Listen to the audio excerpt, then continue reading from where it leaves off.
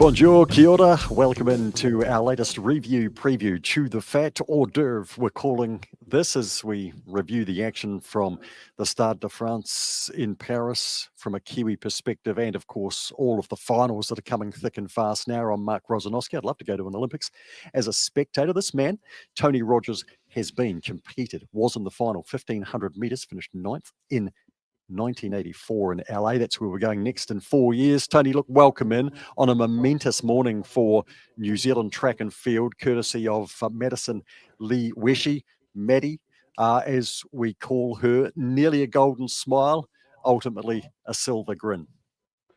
Yeah, well, it was a really interesting competition, and I'll tell a wee story about. I had a lot of confidence when I saw the rain coming in because our Kiwi girls are used to training in the rain. I think back to about 2002 in Madrid when a rainstorm affected Beatrice Famawina and she won the World Cup gold because the other ladies couldn't handle the wet circle. So that was great. Yeah, she took the lead early after missing her first throw. Got out a mid-19 throw to a 1981, then a PB mid-comp to take the lead, and almost getting that 20-metre mark, which we did say that if you put 20 metres, you're going to pick up a medal. Well, actually, the winner did the 20 metres and got the gold to surpass Maddi on the final throw of the competition. So bit of disappointment, but she'll be really, really pleased to get an Olympic silver medal. She's had a bronze medal at the Commonwealth Games, and of course we've seen some of the arch rivals tip up as they go, and that's the unpredictable nature of field events, and they're competing at the Olympics. Yeah, there's no such things as big time favourites that are unbeatable, and going into the final today, once Sarah Mitten was out of it, it was wide open. So, and great tipping yesterday, Mark, $6.20 I think it was. We said to win a medal for Maddi. Well, to be fair, you backed her at twice those odds, Tony, early on. But once she qualified, I did expect that she would move in much shorter in the market. But wasn't it amazing with Chase Jackson obviously not even qualifying for the final 12, and then Sarah Mitten, who became the hot favourite, just seemed like the rain completely got to her, and she absolutely fluffed the lines and didn't make the top 8 to move into the final 3. Tony, as I was watching it, I thought that the two Chinese throwers, including the defending champions, might be the two that could come through, and that they didn't quite. But the German, Ogunlei, she is 25, the same age as Maddi. She produced. When she got to the lead in the 5th round, I thought Maddi's response to toss out a PB 1986 was the stuff of champions, and ultimately she wasn't crowned champion here, but I think it shows that she's got it in her down the line when she gets another opportunity at global level. Oh, we know Madison Wesche had the temperament for some time. We forget that she was a world junior champion, and then she was 4th at the World Indoors this year behind Ogunlei, who was got a medal there. So it wasn't to be expected, and Maddi's had a great career. She's been 6th at Tokyo. She's been 7th twice at the World Champs. So that's what, as you and I know, surprised us with the odds that were there. She does have that consummate calmness in the circle. Nothing seems to bother her. Obviously, her rivals notice that as well because she just keeps the same demeanour the whole time. She's Maddi Wesche from Takapuna, who used to train in the rain every Saturday morning with Walter Gilder at the Takapuna Athletic Club some years ago when she was an early teenager. So she's done exceptionally well, and we can be really proud of our shot put legacy continuing. Yeah, no, absolutely. And super silver in the end for Maddi Wesche in a dramatic contest because the final throw belonged to Maddi, and unfortunately, I'm sure if the director just knocked off the job and a few cameras and thought that the event was over, but we never actually got a proper look at Maddi's final throw. They managed to cobble together a couple of cuts, which gave us a rough idea. It actually looked, and the commentators thought, Tony, that she had surpassed that put of 20 metres. And so for about a minute, almost, the commentators were suggesting that Wesche had responded, and it came up as a 1968, which isn't a bad effort under the circumstances, and 4 throws over 19 as well, particularly in those conditions, Tony. Again, just another big tick for Maddi. Oh, absolutely. And of course, sometimes those sector tapes aren't accurate as well. So sometimes it may look like the shot put's landed on the sector tape or right on, and they're not accurate because they're taped down as guides and markers. It's the laser that measures the final thing, and of course picking up that bounce with the camera is not always the easiest thing to do. But yeah, I'll leave that to the TV guys to sort out. But at least we saw her, and we'll see her get the silver medal around her neck tomorrow, and she'll come home a proud Kiwi as she is. Yeah, just a wonderful interview post too, as you'd expect from Maddi, with that magic smile and just a general great attitude. And she enjoyed herself out there, and that's the key thing. And as you say, she comes away with a silver, and we'll see that presented tomorrow. Right, there was a whole lot of other things going on, Tony. So we can't just wallow in the silver glory, but let's go to the Olympic record, Paulino from the Dominican Republic. I see she's the first woman gold medalist from there. So we had Dominica earlier in the week.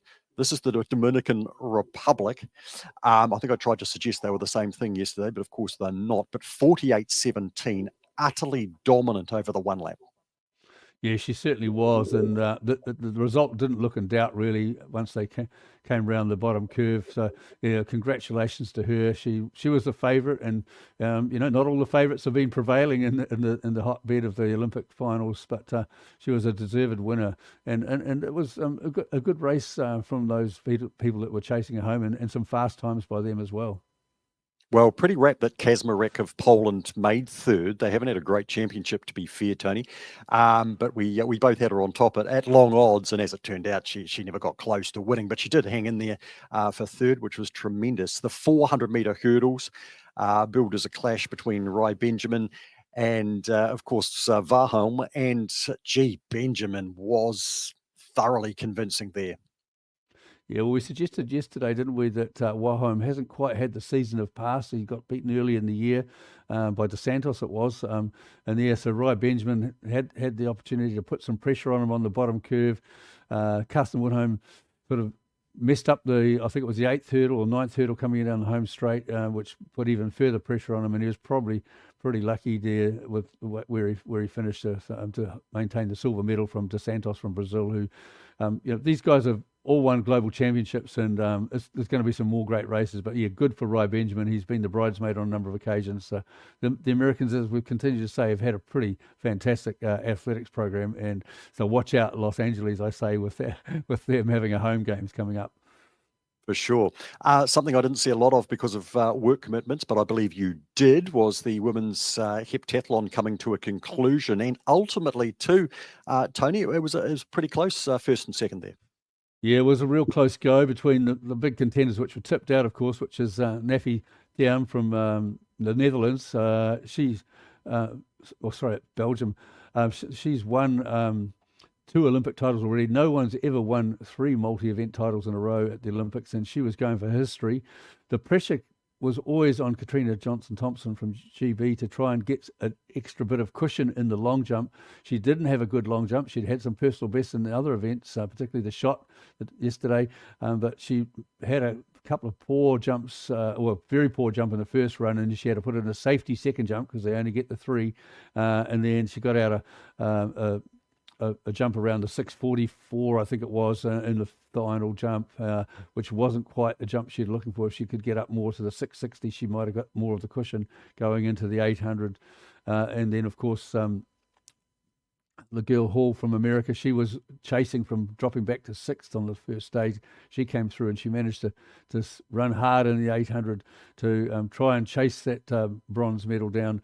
And then in the 800, of course, we saw Thiam had to just stay within 6 or 7 seconds of Katrina Johnson-Thompson, I should say. And I was going to nearly say Jackie Joyner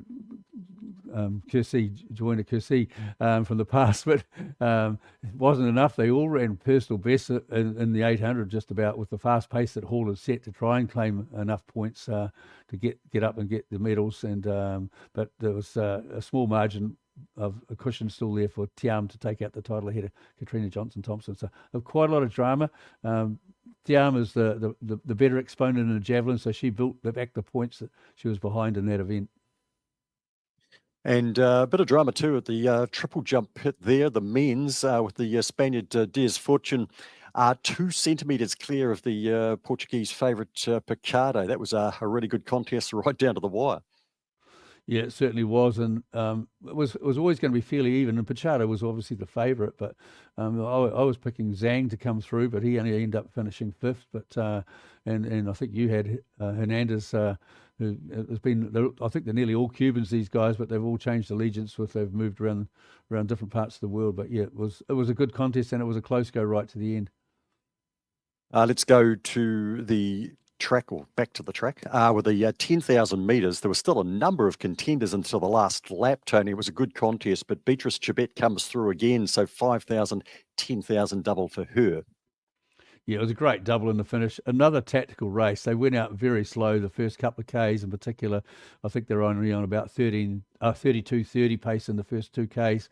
But yeah, it was cagey right through going into the last lap. I think I counted there was still 9 there that could in amongst the bunch. But Tibet was in such good form in the 5,000, it started to become inevitable.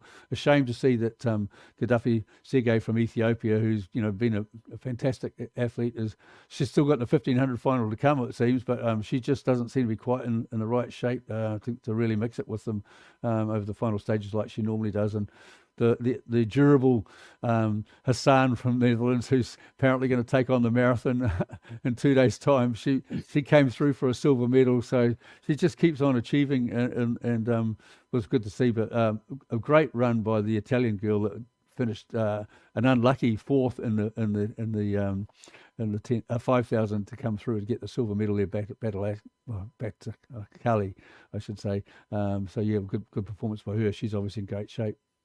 Yeah, certainly had a pretty good day, actually, with a minor medal there in that triple jump too. What did we learn in the 800 metre semi-finals there, Tony? Because we've got the final coming up. It's we're really looking forward to it. But the Algerian Sajati's now $1.52 favourite. Yeah, well, it's always going to be Sajati as the favourite, but I guess he's now got to perform under the pressure like other favourites have. And Wanyani from Kenya, all, as well as maybe even the hometown man Gabriel Tuel from France. They're all fast athletes around the 142 or better. And of course, the Canadian Marco Arop looked particularly good to me the way he finished and looked very comfortable. So it's going to be a battle of the guys that can sort of get themselves in the best position coming off the turn and have most running left in their legs, which it always is. But yeah, Sajati looks a strong contender. I love the way he just moved away by about 3 or 4 meters at about the 80-meter mark. So he looks like he's got plenty left yet. So that's at 5:15 in the morning, which is while Hamish Kerr is going to be in the high jump. That starts at 5. More on Hamish in a moment. The 4x1s, we better skip over to Tony, because in the men's, Canada came through over South Africa and Great Britain. Again, just showing how important that the baton change is in the 4x1 in particular. Yeah, definitely. We've seen it before with the hot American team with all their gun sprinters not get the baton around. And of course, they were unfortunately having to change up their team with Noah Lyles contracting COVID and having to sit out. So, they had a terrible change, the first change between, I think it was Christian Coleman and Bederek, the silver medalist from the 200, which they virtually had to stop. So that put them out of the action. And then I think they ended up getting disqualified post-event. So good to see some great servants of the sport come through there with the Canadian team taking the gold and having someone like Andre de Grasse, who's now got a bronze, silver, and gold Olympic relay medal. And the other team, of course, which I was particularly proud to see come through, was the South Africans and have Akini Sabine finally get an Olympic medal after finishing fifth, fourth, and fourth again in the 100-meter finals over the last Olympics. Yeah, thoroughly deserved. And in the women's, well, the USA did come through with another fine anchor leg from Sha'Carri Richardson, from Great Britain second and Germany third. The Germans having a good morning with a shot put gold, of course, and a bronze in the 4x1. What did you make of that race, Tony? GBR could have put more pressure on the USA potentially.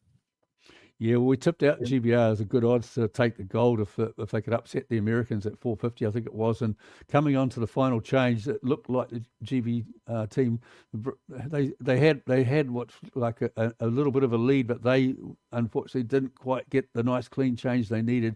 And of course, Sha'Carri Richardson was able to storm through and take that gold there, as they probably deserved. They had a fairly strong lineup with some of the medalists that have taken the dais already during the championship. So yeah, deserved win to the Americans, but a little bit of misfortune. But just shows you that we need to have that bat and go round, and all the teams know that. For sure. Now, tomorrow's program, tomorrow morning, so there's no evening session tonight. Of course, the men's marathon is on. Actually, maybe we touch on that briefly, Tony, before we look to tomorrow morning and the final session on the track. The men's marathon market certainly suggests it's wide open. Yeah, I wouldn't really know who's going to take the marathon, and of course, there's so many things that can come into that mix there. But we've got Kipruto from Kenya, as well as Kipchoge, who's run the fastest ever marathon time. We know he's done an unofficial under 2 hours. And then someone that I think might do well is a Frenchman in there, Amundi, who's run about 2:3, I think it is, or 2:4, and he's going to have the home crowd support on the streets the whole way. So he could be someone to have a look out for in the men's marathon. But yeah, I'm sure it'll be fairly well dominated by the African athletes. Yeah, indeed. Just having a quick look at that market. $3 Kipruto, Kipchoge 450 as well. Kipling Gat Toller at $5.50. So yes, that's a really good go. Hamish Kerr gets things underway 5 o'clock tomorrow morning. We've kind of previewed this after the qualification. It's such a big gap, Tony, between the qualifying for the high jump and the final, which is probably going to help Berry get better and Barsham to get over whatever trouble he's having with his calf. Hamish Kerr is a $2.60 favourite. Can you believe it? We've got a Kiwi as favourite going in to an Olympic field event final. How are you feeling about this, Tony? We still have our confidence levels pretty high. Well, I hope hopefully what Maddi Wesche was able to achieve this morning gives him an extra boost of confidence, because they show that we're not that bad in the field after all, and we can still come through. And yeah, Hamish has got to have to handle the pressure, but he's done that in the World Indoors this year and the Diamond League. So he's just got to stay to his processes, as the athletes say, and that's the most important thing. And he should come through. But yeah, those twin Olympic champions from Tokyo, Tamberi and Bashim, they will have recovered somewhat, I'm sure, if they take the field. And then the one that I think that looked really good in the qualifying as well is Wu from South Korea, and so he'd be a worthy bet. I think he's just under $2 to pay on the odds to get a medal, and I think he's a strong chance to get a medal. So that's it's going to be interesting. But yeah, our fingers are all crossed for Hamish to come through and prevail and take that gold. So we're watching the countback scenarios, I'm sure, as we go through there. The market's suggesting it's a 5-man race with McEwen, the fifth favourite from the USA, and the 4 men that we've already mentioned. I was like you, I thought Wu looked good in qualifying, and of course we know he's a showman and a man for a big occasion. Other finals tomorrow, that 800 metres we mentioned, 5:15. 5:30, the women's javelin is underway. 100-metre hurdles for women, 5:35. 10 to 6, Tony, 5,000 metres. Inka Britson favourite and pretty warm again. You thinking the American Grant Fisher might be worth a bet there? Yeah, I think Fisher's a good option for a medal, that's for sure. I mean, he finished so strongly and looked so good finishing as well in the 10,000. Yeah, Ingebrigtsen, everyone's going to be expecting him to come out and redeem himself, and I'm sure he's going to hope to do that. But it hasn't been quite the championship for the Norwegians, has it? We saw Warholm not quite make it, Ingebrigtsen not make it in the 1500. So yeah, it's going to be a really interesting one. I'm thinking the Ethiopian Chebawet has got a great chance of stealing the gold there. So yeah, another race for some drama. Oh, for sure, no question. And maybe the 1500 women's as well can provide that. Kipyegon's $1.33 favourite there. Your favourite distance, of course, Tony. So your thoughts around the women's 1500 metre final? Yeah, well, she's definitely the favourite, and you'd think she'll come through to prevail there. I like that. I've, been a big admirer of Laura Muir from Britain, so I'd like to see her. I'm not sure what she's paying to win a medal, but I think she's a strong chance. She's such a good competitor at this level. So, yeah, but Kipyagan, it's hard to see anyone going past her. And of course, we mustn't forget the Aussie that chased her in that world record time, Jessica Hull. And she looked pretty comfortable in all of her rounds. So, and she did set a world record over 2,000 since that 1,500 world record of Kipyagan. So we know she's in good shape. So she should be in there for a medal as well. So those are my three: Kipyagan, Hull, and Muir. Just do it a couple of clicks. Muir's $10.50 for a bronze, so you can work things out from there. $34 to win. Jessica Hull, the Australians, $8 third favourite to win that 1,500 metre final. So we've got the men's marathon at 6 p.m. this evening, and then from 5 o'clock tomorrow, the final evening session. Hamish Kerr getting things underway on what's going to be a super program at 5 o'clock. We're hoping for another Kiwi medal. We wrap up this edition of Hors d'oeuvres with the Chew the Fat team.